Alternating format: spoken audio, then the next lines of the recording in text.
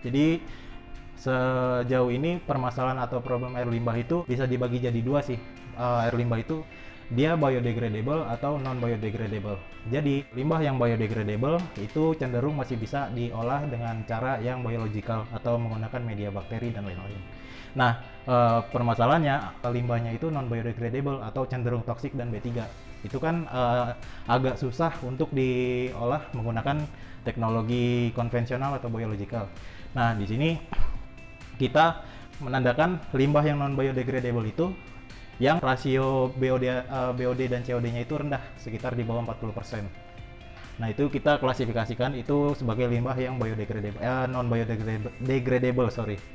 Nah, terus kalaupun yang non biodegradable yang diolah menggunakan sistem biological itu bisa. Tapi kelemahannya itu biasanya membutuhkan waktu tinggal atau HRT itu yang cukup lama. Jadi otomatis membutuhkan tempat penampungan yang besar gitu. Nah, jadi di sini kita untuk limbah yang non biodegradable membutuhkan pengolahan yang tepat, yang efisien dan efektif. Nah, ini salah satu contoh limbah berat. Itu ada limbah karakteristik dari air lindi atau air sampah ya. Jadi si air lindi ini bisa dibilang salah satu limbah yang sulit untuk diolah di kebanyakan wastewater treatment. Jadi dari sini bisa dilihat yang limbah muda, sedang, dan tua. Itu kadang ada muncul pertanyaan, kok yang tua COD-nya padahal lebih sedikit, tapi kenapa dia malah lebih susah diolah?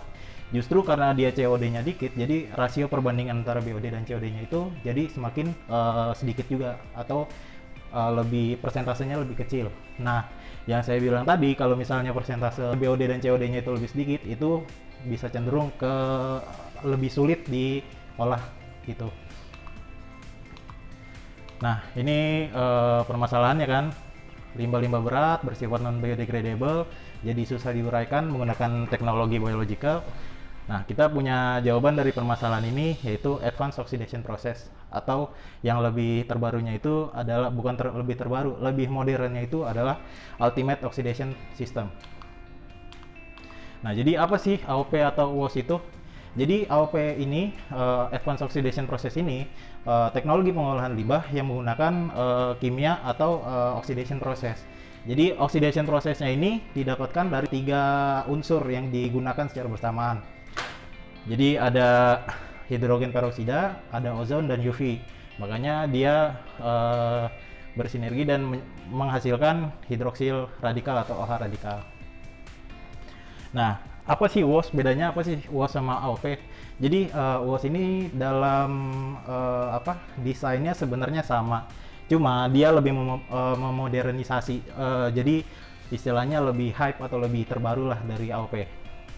Entah itu instrumen, desain, dan kualitas equipmentnya juga. Nah, ini. Jadi ada O3 atau ozon, H2O2, dan juga ditambahkan dengan UV atau dipaparkan dengan UV akan menghasilkan OH radikal. Nah, OH radikalnya ini yang proven untuk mengurai limbah-limbah yang non biodegradable tadi. Yang non biodegradable. Nah, jadi dari mana OH radikal itu proven? Di sini ada diagramnya, ada datanya. Beberapa unsur yang bisa mengoksidasi si limbah: klorin dioksida, sodium hipoklorit, hipoklorus asid, hidrogen peroksida, ozon, dan paling efektifnya itu hidroksil free radikal atau OH radikal. Nah, jadi gimana sih cara si OH radikalnya ini memecah polutan? Jadi ketiga unsur ini, ozon, hidrogen peroksida, dan UV, itu menciptakan OH radikal, dan OH radikalnya ini menghancurkan atau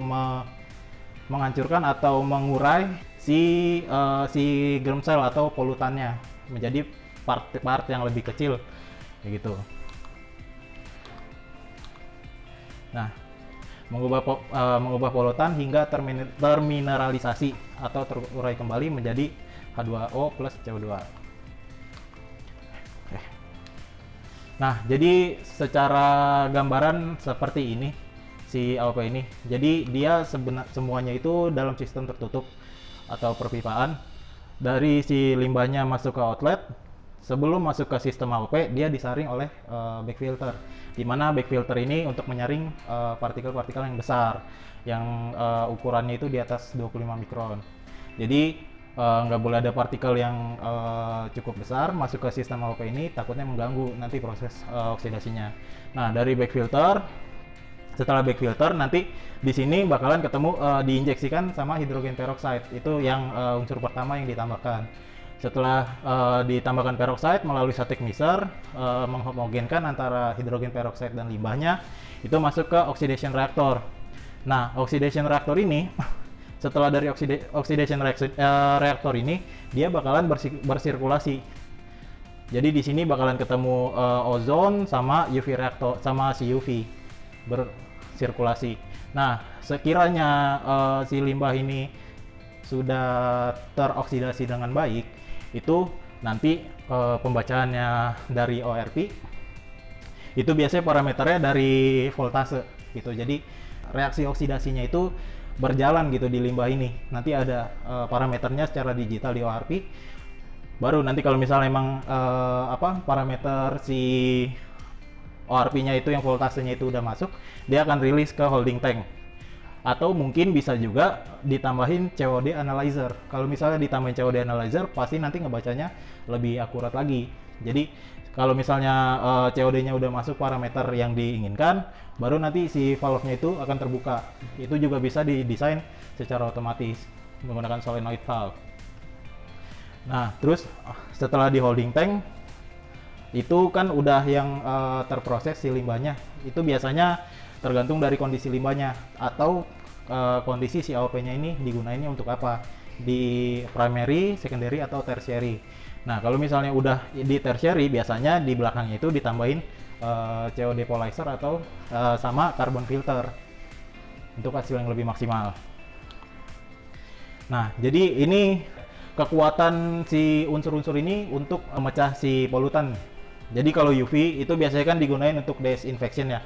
Jadi dia efektif terhadap virus, bakteri, sama patogen. Nah, terus di sini juga ada ozon. Ozon itu bisa mereduce iron, manganis, dan lain-lain.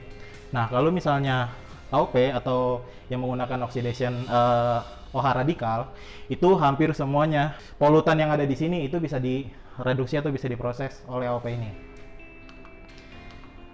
Nah, ini salah satu hasil analisa hasil dari proses AOP ini, dari limbah air lindi kalau nggak salah ini, dari hitam kayak gini sampai ke bening banget kayak gitu. Nah, terus skematiknya gimana sih? Jadi si AOP ini dia kan menghasilkan OH radikal atau oxidative agent tadi. Oxidative agent tadi memecah si toxic pollutant atau polutannya menjadi biodegradable compound. Ini kalau misalnya dia dijadiin ke primary treatment. Atau kalau misalnya dia menjadi secondary atau tertiary, si oxidative agentnya itu memecah biodegradable compound menjadi water atau air bersih yang udah masuk baku mutu kayak gitu. Nah, ini polutan-polutan yang bisa diolah sama si AOP-nya dari AOX atau absorbable organic halides, COD, cyanide salt, dan lain-lain.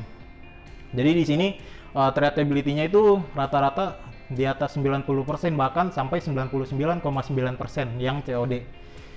99%, sorry. Nah, jadi apa sih keunggulan pakai AOP ini? Nah, si AOP ini kan memakai unsur-unsur yang sudah proven untuk mengolah si polutannya. Jadi dia sudah mandiri untuk mengolah limbah yang berat atau sangat susah diolah gitu secara biological atau konvensional. Terus yang kedua, itu si AOP-nya karena dia sistemnya itu tertutup, perpipaan dan sudah ada skidnya, kalau misalnya kapasitasnya kecil, itu jadi dia cenderung tidak memakan lahan yang banyak atau small footprint. Jadi bahkan ada customer kita di Sangyopung itu kapasitas 500 liter per jam, itu AOP-nya bisa dipindah-pindahin dan bahkan sampai ke pindah daerah gitu. Nah, terus yang ketiga itu karena dia tidak menggunakan metode biological yang dimana ada waktu tunggu yang dibutuhkan, jadi si AOP ini waktu tunggunya cenderung lebih cepat, bahkan sangat cepat gitu daripada kalau misalnya dibandingkan dengan biological. Jadi kalau misalnya si waktu tunggunya ini lebih cepat, dia berpengaruh sama kapasitas atau volume penampungannya. Kalau misalnya biological itu kan biasanya menggunakan bak gede, cuman kalau misalnya ini kita karena waktu tunggunya lebih sedikit, lebih cepat, jadi kita tidak terlalu membutuhkan penampungan yang lebih besar gitu.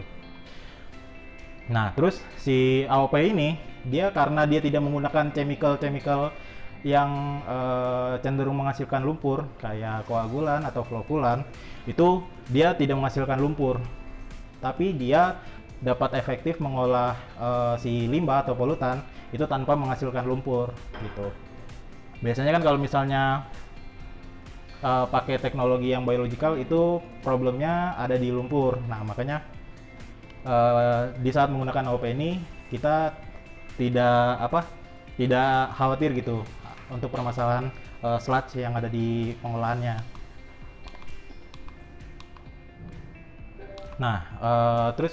Nah, ini jadi si AOP ini bisa dipasang di mana sih? Di primary kah, secondary kah, atau tertiary? Jadi kalau misalnya AOP ini bisa di custom sesuai dengan kebutuhan, bisa ditaruh primary, bisa ditaruh secondary, bahkan bisa ditaruh di tertiary, tergantung kebutuhannya. Kayak di wastewater, ini ditaruh di tertiary untuk polishing di akhir. Nah, kalau misalnya untuk di drinking water, dia bisa ditaruh di pre-oxidation atau proses awal, karena dia bisa mereduksi kayak mikroorganisme dan lain-lain karena menggunakan UV dan ozon. Itu bisa ditaruh di pre-oxidation atau juga di filtration dan disinfection gitu. Nah, ini desain dasar dari sistem AOP, sama kayak yang tadi saya jelasin. Nah, ini contoh aplikasi AOP. Jadi dari inlet di sini, terus masuk ke koagulasi, flokulasi, sedimentasi. Di sini masuk ke secondary. Secondary itu AOP-nya jadi secondary, tertiary-nya pakai UF, dan akhirnya effluent untuk outlet-nya gitu. Nah, kalau misalnya di sini dia jadi tertiary karena dari inlet masuk ke sedimentasi menggunakan koagulan flokulan. Habis itu ini secondary juga, sorry. Sedimentasi, terus pakai proses oksidasi dan filtrasi menggunakan UF. Nah, ini salah satu contoh hasil yang sudah proven ya, karena ini kita analisa sendiri di lab kita di Zeva. Jadi dari waktu olahnya COD-nya 900, TDS 1300, TSS 420 itu bisa tereduksi dalam waktu 1 jam. Ini 60 menit gitu. Nah, ini pengalaman kerja kita atau AOP yang udah kita build di beberapa customer kita. Ini yang saya bilang tadi, AOP-nya bisa dipindah-pindahin. Dia ada roda kayak gini karena dia kapasitasnya kecil, jadi bisa movable atau desainnya itu small footprint. Nah, ini di Kabil Batam kapasitasnya 2000 liter per jam. Ini pengolahan air sampah atau IPAS di Bantar Gebang. Hasilnya kayak gini. Jadi dari parameternya COD, NH4 atau namanya conductivity, turbidity, itu bisa dilihat effluentnya itu kayak COD bisa sampai 96%, mengurangi sampai 96% dan bahkan sampai 97%. NH4 sampai 94%. Di sini bisa dilihat kalau misalnya si AOP ini sudah proven lah atau udah ada datanya kalau misalnya dia sudah efektif gitu untuk mengolah limbah yang non biodegradable, karena ini kan air lindi kan, IPAS. Ini contoh airnya. Dari hitam kayak gitu sampai ke air bening yang ini nih. Yang ini, sorry. Effluentnya. Nah, ini juga hasil analisa, kalau ini masih trial. Bisa dilihat juga di sini dari COD-nya dari 7.600 bisa sampai ke 724. Itu kan lebih dari 90% turunnya. Ini project kita di Benowo, sama juga pengolahan air sampah, cuma dia di akhirnya itu ditambahin nanofiltration, jadi untuk air minum.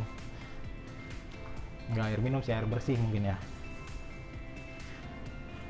Ini data yang hasil analisanya dari COD-nya. Dari COD-nya itu 16 Maret 2016 itu dari 3.200 bisa sampai turun ke 6. Itu berarti kan persentasenya bisa menurunkan 99,8%. Kayak gitu.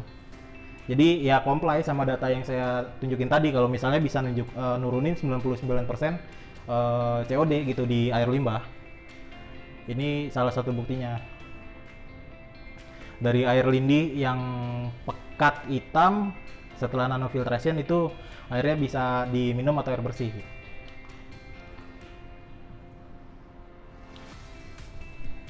Ini pengalaman kita di Pungkok.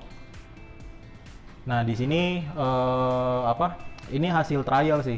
Jadi karena kita sebelum mendesain itu pastinya kita men-trial dulu, karena untuk mencari tahu dosis seberapa sih yang efektif. Jadi kadang kalau misalnya dosis 1 jam dia udah turun, terus pas dosis ke 3 jam itu bisa naik.